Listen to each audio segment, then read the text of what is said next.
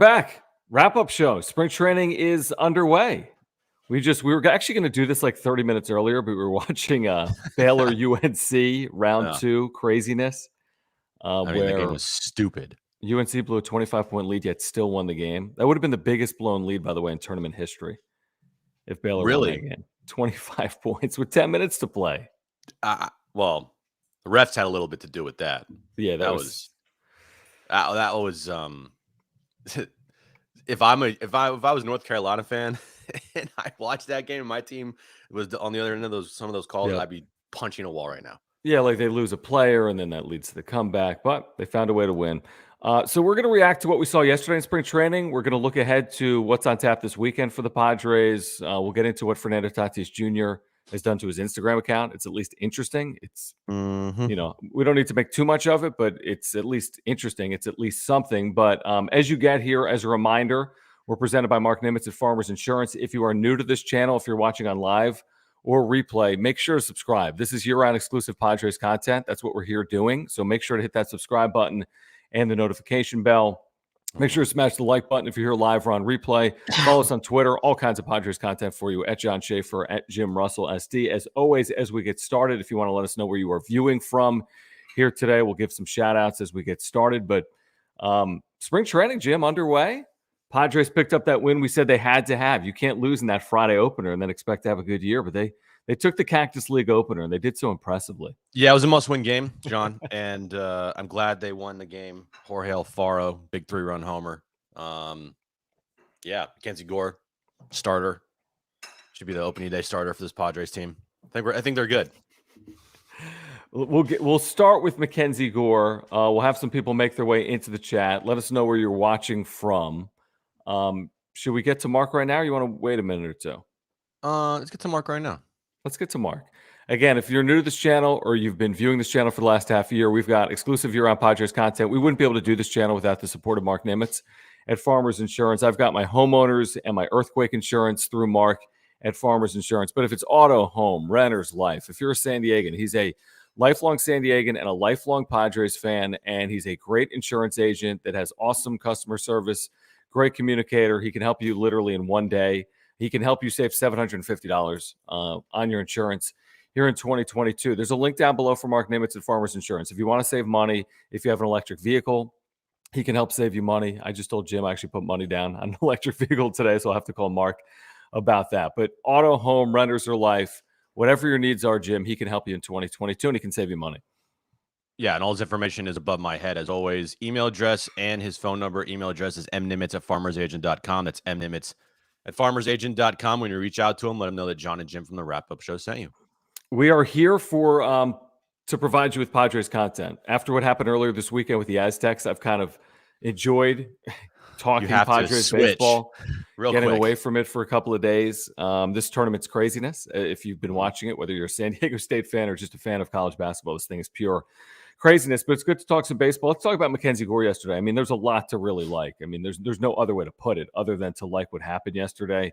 2 scoreless innings, 1 base runner because of an error. You were tweeting about it. He was throwing 98 or 99. I thought his breaking pitches were really good. His breaking ball to Mitch Haniger was ridiculous that he struck him out on. Who knows? I'll say this. It's encouraging. I mean, the velocity was there. The command was there. 33 pitches, 22 strikes, 2 scoreless innings. You could not ask for more from MacKenzie Gore yesterday. It's not possible. No, and that's what we asked for yesterday is I think the first thing we wanted to look at would be command. He looked like he had his command yesterday. There was a sequence where I'm gonna try to pull this up. The Mitch Haniger strikeout. I mean, it's insane. Hold on. All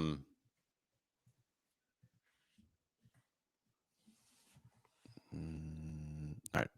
So, I mean, this slider is just that thing filthy. I mean, what the heck? Dude? When you come down and in like that to a right-handed batter, there's only one choice, not to swing. And his mechanics look solid. His arm slot doesn't look like he's stretching his arm out. It's more of like a shortened. Yeah, that's filthy. I mean, I could literally watch that all day. Yep. I mean, just you're not no chance. And again, when you couple that with and he's going to get swings and misses on his fastball because there's not a lot of lefties that throw 98, 99. Right. So that's really encouraging. I mean, based on the last 2 years, to see him go 2. And by the way, that lineup for Seattle, we talked about it yesterday. If you missed the wrap-up show, it was a legitimate lineup. I mean, Ty France was in there, J.P. Crawford, Haniger. I mean, it was a legitimate 6-7 batters he faced. Yeah. I'm also going to pull up. Hold on here. There was a sequence. Got to find it. I think it was in the first inning or the second inning, and it was a 3-pitch strikeout, and it was like whoa. By the way, while Jim pulls that up, if you want to make sure we get your comment or your question, you can use the super chat function. We'll try to get to some questions and comments. We'll definitely get to them if you use the super chat function here today. Yeah. So MacKenzie Gore. Where is this? Yeah, it was the second inning. It was 3-pitch strikeout.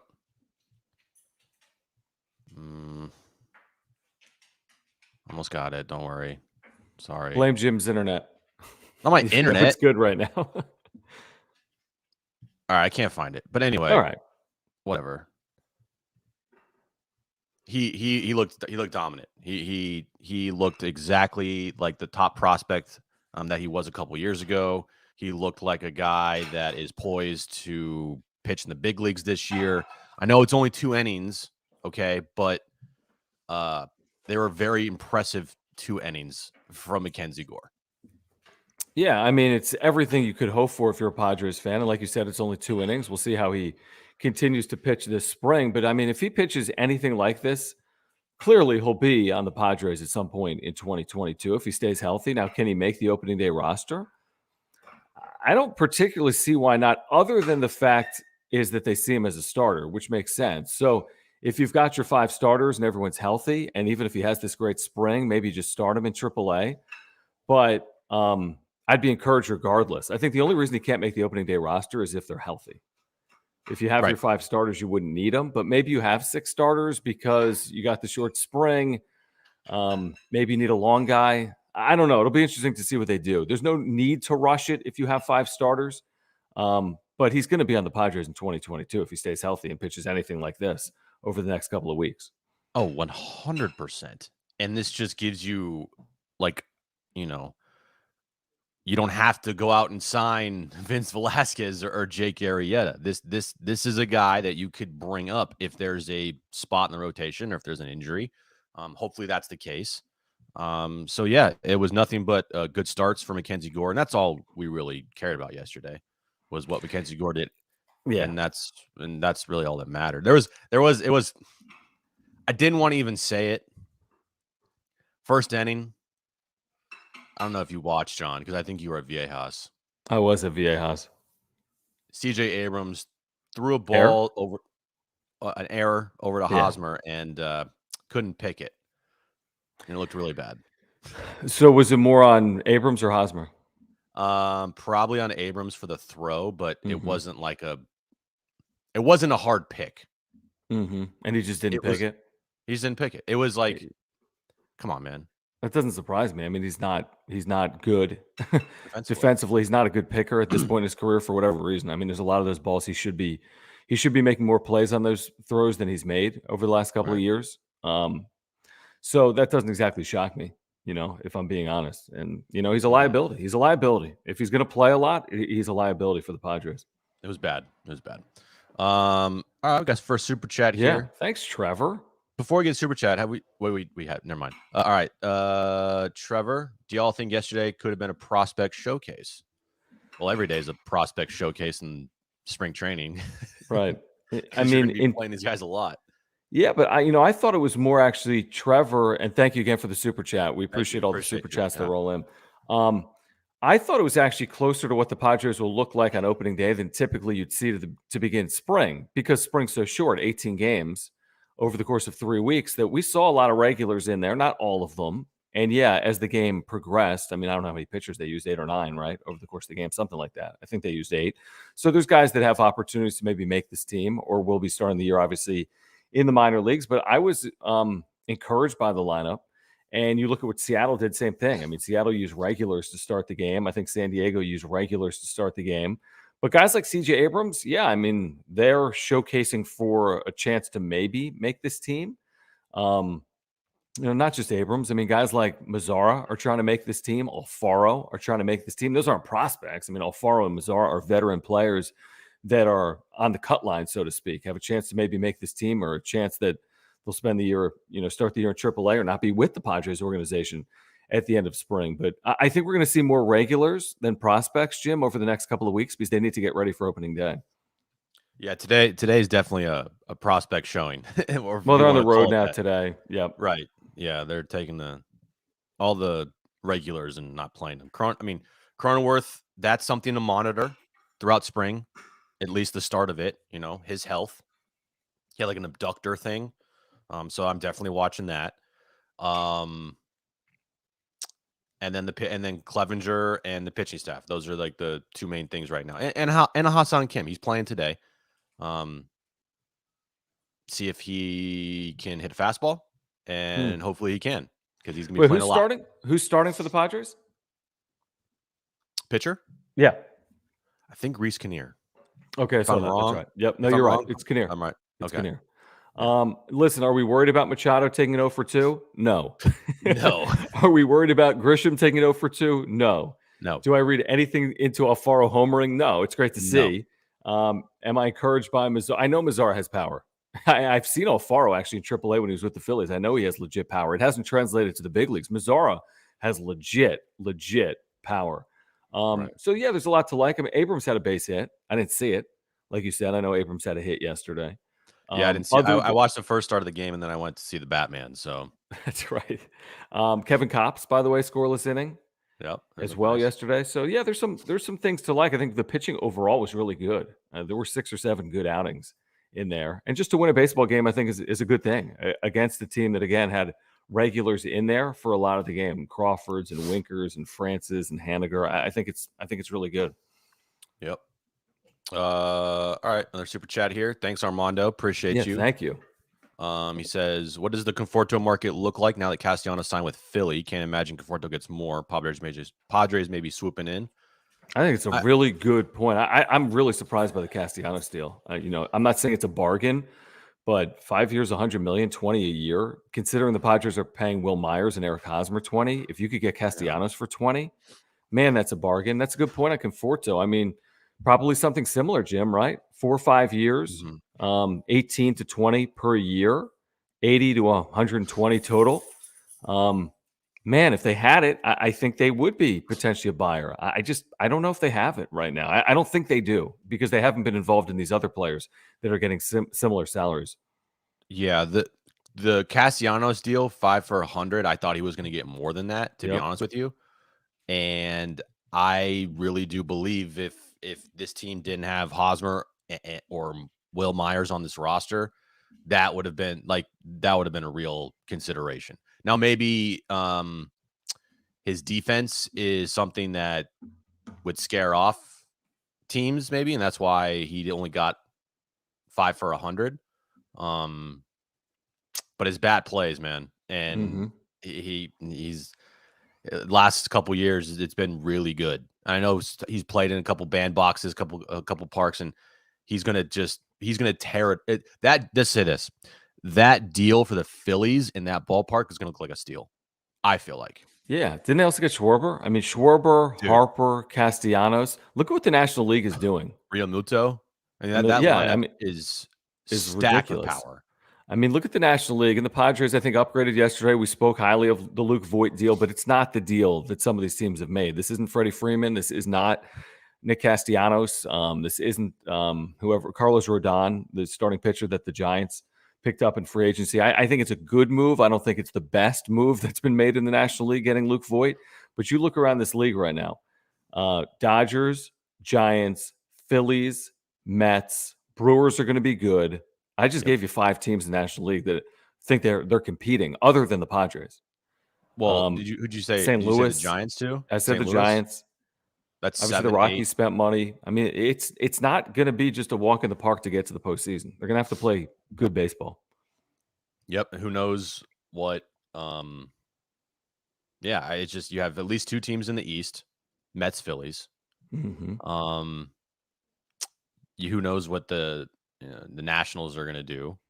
Yeah, Cubs with Seiya. I Cubs, think that's kind Seiya. of interesting timing with them selling off parts last year. Cardinals are always going to be in Yeah. it. So, yeah.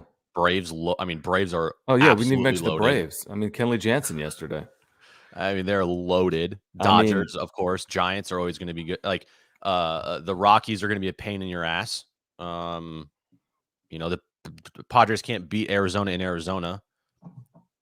I mean, we've been saying like you got to get to the postseason, no excuses, and I feel that way. But it's not going to be easy. I mean, they're going to have a good year. They're going to need Tatis to come back and play well. They're going to need Their the starting pitching to hold up. Their pitching needs to carry the way here. It needs to be good. Because you can't afford it with this offense. Mm-hmm. I agree with you. I see Austin had oh, you got something from. Oh, Void. It's got to be soon, right? Is that when it is? Monday, I believe. Pretty soon. Yeah. So Austin asked about Kevin Kopps saying he could be or should be our closer. I think it's something that it's at least possible that he could be a part of a committee at some point in 2022, depending on if they go out and find someone or not, or if they start. It looks more and more likely that it's going to be closer by committee or someone that they have on this roster right now to start the year. I don't know. Is Kevin Kopps going to make his big league debut on opening day and be the closer from day one? That might be a little optimistic, but I think he could definitely help in 2022. Yeah. Right. I think so too. He was rumored to potentially being up last year, and that was very quick. So, yeah. After getting there's a super drafted chat last year. here. What's up, Trevor? Thank you again. Thank you again, Trevor. Does Pirelli need to make a splash trade and/or trade for depth pieces? If he doesn't do anything else, are we going to see a new GM next year? I don't think he needs to make a splash trade, but he needs to make more moves to round out this roster. Mm-hmm. I'm with you. I think more depth pieces like Dennis wrote yesterday. Tommy Pham looks like a real possibility now, if not likely. Yay! He's coming back. Kind of could have called that one. Expect a similar type of deal to Jock Peterson. I feel like. This is what, 1 year, $5 million, something like that. 1 year, $6 million, no incentives, no nothing, just straight up.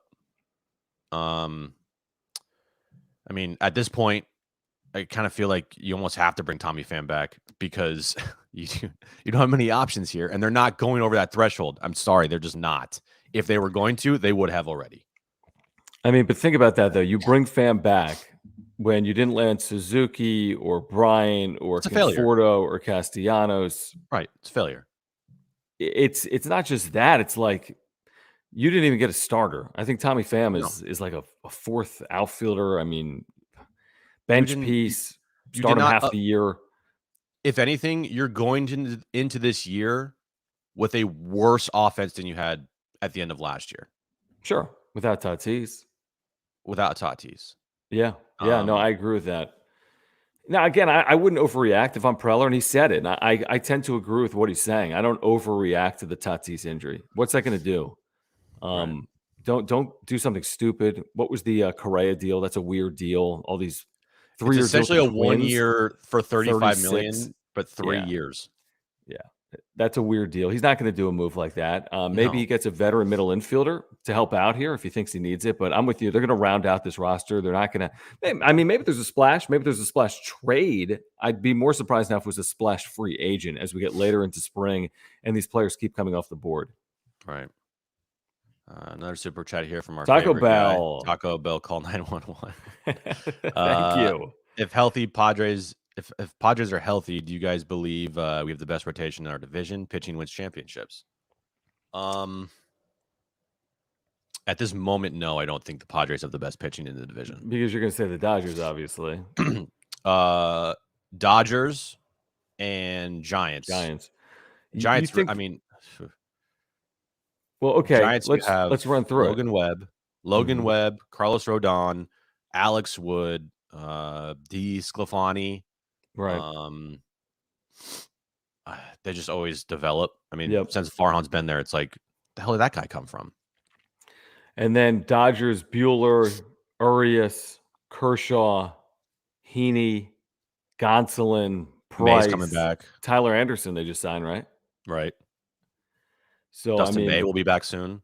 Yeah, I mean, I don't know if it's clear cut, to be honest, that like the Giants or Dodgers are so far superior. I'm with Taco Bell's point. I think the rotation can be really good. They just got to go Right. prove it. I think the other rotations are a little more proven than the Padres. But if the Padres rotation is healthy and they're not under any type of restrictions here, they're pretty good as well. They're very good. Yeah. Yeah. No, this division has good rotations. The problem is this division has good lineups. At least the Dodgers do. So it's going to be tough on the Giants and Padres rotation when they face the Dodgers because that lineup is as good as any lineup in baseball. And as of right now, like Padres bullpen to me is kind of a question mark. Kind of actually a big question mark. You don't have obviously the health of Pomeranz. You don't have a defined closer. Pomeranz is injured. You're dealing with one guy who set the major league record for hit batters last year in Austin Adams. You have Emilio Pagan, who has not been good since he's been a Padre. You got guys like Pierce Johnson and Nabil Krismat, and that's not like those are your sixth inning, seventh inning guys. I thought Pierce Johnson was good last year. Craig Stammen, I thought he was good last year. But you're right. This isn't an A+ bullpen. This is an average bullpen with a chance to be better than that. Right. I think they'll add to it. Honestly, I think it's very likely they'll add to that. I think it's easier to do. It's more affordable. But I don't know what. I mean, I don't think you're going to see this high-priced closer come in like what Atlanta just did, giving Kenley Jansen. What they give him, $20 million, $16 million. I mean, it's a lot of money. Just a one-year deal. It's a lot of money. Yeah. Do you want to get to this Tatis thing? Yeah. Before we do that, let's tell you about Aura. Yes. Let's get to our partnership with Aura. Again, if you are new to the wrap-up show, we've got a great partnership going on right now with a natural supplement and plant-based nutrition company. If you're looking to improve your health in 2022, we all are. And you don't have to make these drastic changes. Seriously. I mean, whether it's probiotics, whether it's proteins, whether it's fish oils, there's so many supplements on the market. These are the best supplements on the market because they're plant-based. And their co-founder, Will, is a San Diegan. His company has offices in San Diego. He's got a great offer for our viewers right now. 30% off your first order using promo code WRAPUP. Again, 30% off your first order. There's a link down below, ora.organic, aura.organic. There's a link down below. Use promo code WRAPUP. Again, I take a probiotic because it's good for my heart. It's good for digestion. It's good for mental clarity. There's so many advantages to doing stuff like this. So if you want to improve your health, if you want to get 30% off your order, please do so using promo code WRAPUP. Yeah, I take pre-workout every time I work out from Aura. Raspberry lemonade flavor. It's amazing. It's best pre-workout I've taken because it's jitter-free. It's the healthiest one on the market. So we're giving you, a special promo code offer, WRAPUP. If you go to www.aura.organic right now, you'll get 30% off. If you want to live a healthy lifestyle, they have everything there for you to do that. Trust us. Go there. Live a healthy lifestyle. Use our promo code. Get 30% off. You'll thank us later. Did you see the this latest super chat's really interesting? I was unaware of this. I just Googled it. So thank you, Trevor, for weighing in on this. And thank you again for the super chats. If you want to make sure we get your comment, you can use the super chat function, and we'll definitely do that here today. Were you aware of this? Did something pop up? Yeah, this is this is from the UT. Ron Fowler has sold his remaining shares. Peter Seidler has confirmed the move. Ron Fowler is no longer involved with the Padres. That's really interesting. I mean, he was just heavily involved in negotiations in the CBA. And of course, he was part of the group that purchased the team in 2012 and had been vice chairman since Seidler took over. That was only a year ago. He took over in November of 2020. So Ron Fowler has stepped away, sold his shares. He's no longer involved in the Padres organization. Interesting. I don't make too much of it. I think this was part of the plan when Peter Seidler was representing ownership 2 years ago. Right. And the thing with Ron Fowler is he's getting older. He doesn't want to do this anymore. And I don't know what to really make of that, honestly. Well, he's 77 years of age. I personally believe, and maybe people disagree. To me, that sounds like part of the plan.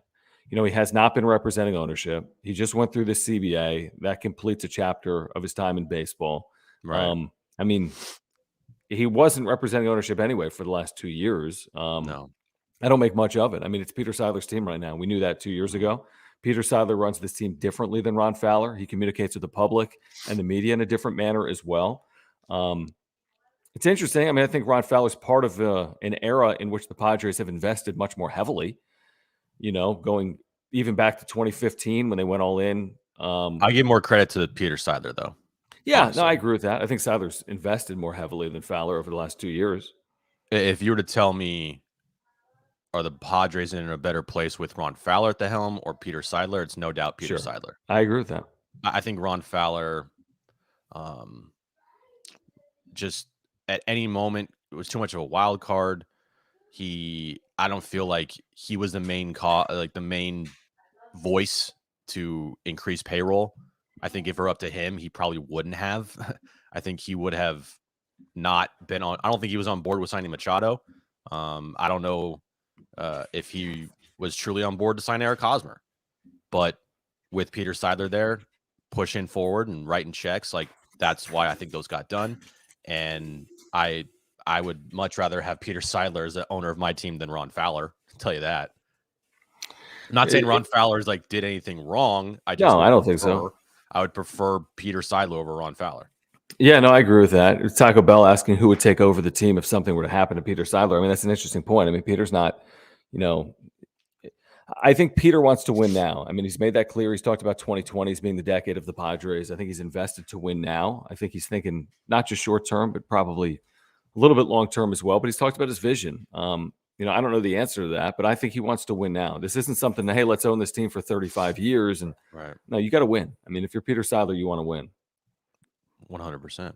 You want to get to this Tatis. I don't even know what to make of it, to be honest with you. So, okay. We talked a lot about, remember when Kyler Murray wiped his entire Instagram account of all Cardinals content? And we're like, what the hell's going on here? Well, this morning, wake up, and Tatis has wiped his entire Instagram account of all pictures of Padres, except for one of him as a kid. What's the main photo of him? Is that him in a Padres t-shirt? Do you know what that is? Or is that a Padres jersey? That's hard for me to That's not make a Padres out. jersey. That's not? It's not. I think it's an Adidas jersey. Okay, because I thought there was that spring training in 2019. But also, I don't know, did he change his bio, Jim? Because now it just says Dominicano athlete. Did it used to mention shortstop or player for the Padres? Do you know that? I don't know that. Yeah, I don't know that either. But obviously there was a lot of Padres content in here. Now in Instagram, it's a lot easier today to now do this. It's not technically deleting. You can archive. So you can just check a box and archive and then unarchive these photos. That's what Kyler Murray has recently done. That's a lot of photos to archive, man. I don't know how many he had, but I don't know how difficult it is. I mean, he probably has people that work for him or work with him on social media as well, because he does a lot of campaigns on social. I mean, could this have to do with a marketing deal? I have absolutely no idea. Could this have to do with something more? I mean, if you consider the last week for Fernando Tatis Jr., he spoke with the media. The media was highly critical of his offseason and the fact that we just found out his wrist was hurt and that he needed surgery and that this was essentially put off. So is there a correlation there that, he said he's disappointed. He said people have the right to be disappointed. I'm paraphrasing, obviously. So is it about the level of disappointment he has in himself or that people have shown? I have no idea. Is it he's sitting at home with a broken wrist, recovering from surgery, and he wanted to get creative over the last 24 hours? I have no idea. But like you said, we were texting back and forth on this. I mean, it's not nothing. It's something. There's a reason he did this, and we're just speculating on why. And just pure speculation.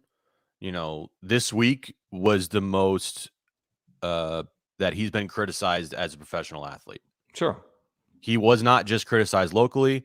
You saw him nationally be talked about on PTI, on other shows, about him getting, I think he was actually on First Take. I could be wrong, but this was the first time I think he has been really criticized for what happened in the offseason. And to be honest with you, I think it's fair. Even thinking about this now, it still makes me upset. It still makes me upset that whatever happened, in the Dominican Republic or wherever he was to break his wrist, how he couldn't, how it, it just feels reckless. It does. I'm sorry. It does. It's you put yourself and your team, in a bad spot here. Hmm. You're gonna miss a bunch of time. And I was also thinking about this other day too. If he broke his wrist on that motorcycle accident, and then like, did he not swing a baseball bat for like 2.5 months? I actually think he did. I think it was in the ramp up where he was really feeling it, is my guess. I think Okay. he did, and he probably realized at some point that this isn't normal and this isn't right. I mean, obviously, it was addressed at some point, and that's how everyone became aware. I think you have a right, Jim, to be upset. I think a lot of Padres fans were upset. I don't like the way it played out.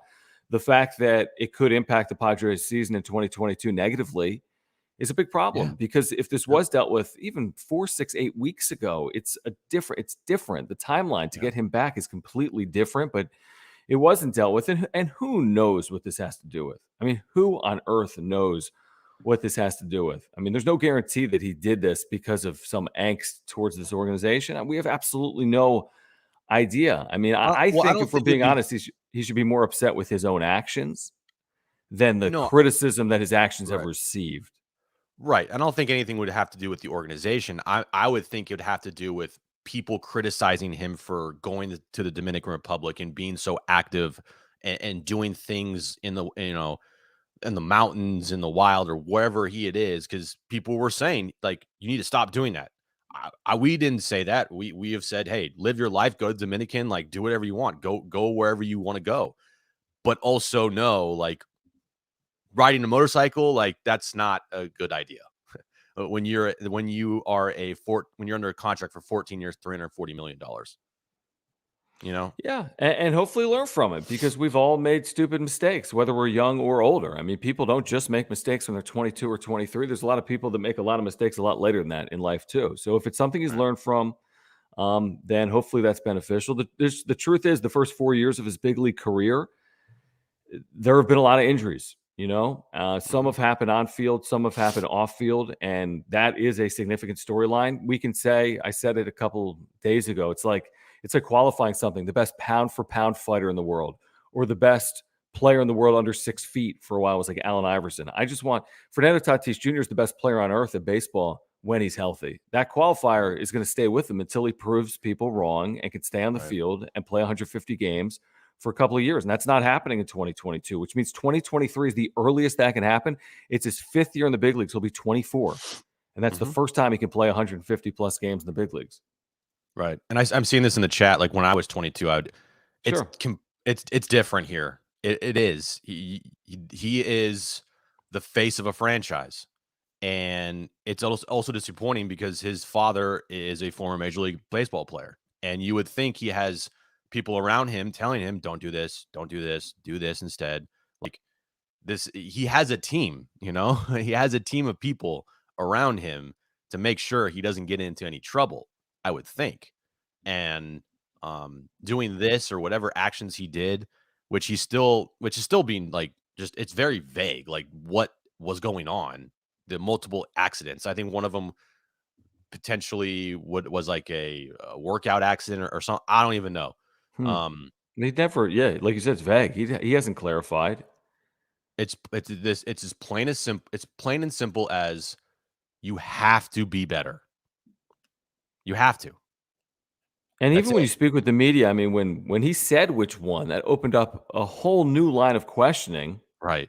What do you mean, which one? Are we talking about multiple motorcycle accidents? Are we talking about multiple accidents in general? And if they are multiple accidents and one isn't on a motorcycle, what occurred? Right. Why wasn't this dealt with sooner? I mean, there's so much to get into. And again, if the Padres don't have the year we all hope they have, if Mhm. they miss out on the postseason or don't live up to their potential, we're circling this moment. I mean, this is a big part of it. We can pretend like, oh, well, this happened with the pitching, or they didn't have the budget, or this guy didn't live up to expectations, or Fernando Tatis Jr. missed the first half of the season and maybe isn't going to be the same player, at least short term this year, than he was previously because he's coming off a wrist injury. So they got a lot now to overcome. I just feel, again, Bob Melvin, I think, is the right person for the job right now because I feel like there's a lot of reasons for the Padres to be a little tight to start the year, knowing there's high expectations, knowing they're without Fernando Tatis Jr., knowing the teams around them in the National League have done more than they have. Like, there's reasons not to be great right away, and I hope that they can overcome that. And I think Bob Melvin is a big reason why, if they do overcome it. Right. And I just have a feeling that anytime this season there is a point where this offense is struggling, which is going to for the first 3-4 months. Ha-Seong Kim's in the midst of like a 1-for-24 slump. They have no power. Like, it's going to bring me back to Tatis, and it's going to make me upset. And if they have lights out pitching, then it's going to make me upset too, because Tatis is everything to this franchise. He is the guy that is going to help turn this around. And with him not there, it just puts so much pressure on other people on this team. Yeah, I mean, you're right. There's no question about it. 619 says the offense will struggle like Jim's internet. I mean, that's nobody needs that. That's consistent struggles. Nobody needs that at all. No. So really the stories of the day, MacKenzie Gore. I mean, you got to be thrilled with what he did in the opener. Really, honestly, considering the last couple of springs, it's probably his best outing in a Padres uniform in spring training over the last like 3 or 4 years. Yep. Tatis's Instagram page is interesting. Again, it has no impact on what the Padres do out of the gates, but it's interesting. We'll keep an eye on that. And then Luke Voit. I mean, we talked about it yesterday. Luke Voit will be in the lineup, like Jim said. It sounds like on Monday. Desperately needed in this lineup, adding that power bat. And they're going to need Luke Voit to play really good baseball, because other than Machado, who's capable of being that serious power threat in your lineup, it's Luke Voit. I mean, those are your two real power threats. I think you have the streakiness of Grisham. Yeah, Mazzara, Alfaro. But who knows if these guys even make the team? Right. So there's some raw power, I think, but Voigt's going to play a big role. He really is, whether it's first base with Hosmer in a platoon or DHing. Like you said, I mean, I don't think the Padres have the firepower as some of these other teams in the National League, specifically the Dodgers, obviously. And it's like, you got to have guys that have good years. You can't just get guys and not have good years. Voigt's got to have a good year. Machado's got to have a good year. And that's just to get you started. Right. 100%. All right. So Padres are going to play. Have you seen this lineup today against the Cubs? Yeah, it's whatever. Whatever. Abrams leading off. Like you said, Kim is in there. Campusano's in there. Mazzara's back in there. Caratini's catching. Yeah, this is not the A-team lineup in Mesa this afternoon. No, not quite. This is why we said day one was a must-win. Yep. All right. You good? Must win. We're good. All right, we want to thank our sponsors again. Mark Nimitz at Farmers Insurance. If you have auto, home, renters, or life insurance needs, please contact Mark Nimitz. There's a link down below. He's a San Diegan and a huge Padres fan. So if you support this channel, please support Mark Nimitz at Farmers Insurance. Also, Aura, ORA.organic. There's a link down below for Aura. If you're looking to improve your lifestyle in 2022 with plant-based supplements, probiotics, proteins, fish oils, whatever it is, there's a link down below. Use promo code WRAPUP. Get 30% off your first order. Promo code WRAPUP. Again, the link down below is for Aura. Please support them as well. And if you're purchasing Padres tickets in 2022, it's about that time. Padres will be home in just a couple of weeks. There's a link down below. If you're purchasing Padres tickets, do it with us through StubHub. You'll get the 100% Fan Protect guarantee. If you're new here, live or on replay, we have exclusive year-round Padres content. That's why you should subscribe. Hit that subscribe button. If you're a Padres fan, you're looking for year-round exclusive Padres content, hit the notification bell as well. Smash the like button. Follow us on Twitter at John Schaefer, at Jim Russell SD. Much more to get into as spring training is underway. The regular season just a couple of weeks away. For Jim, I'm John. This has been the Wrap-Up Show presented by Mark Nimitz at Farmers Insurance.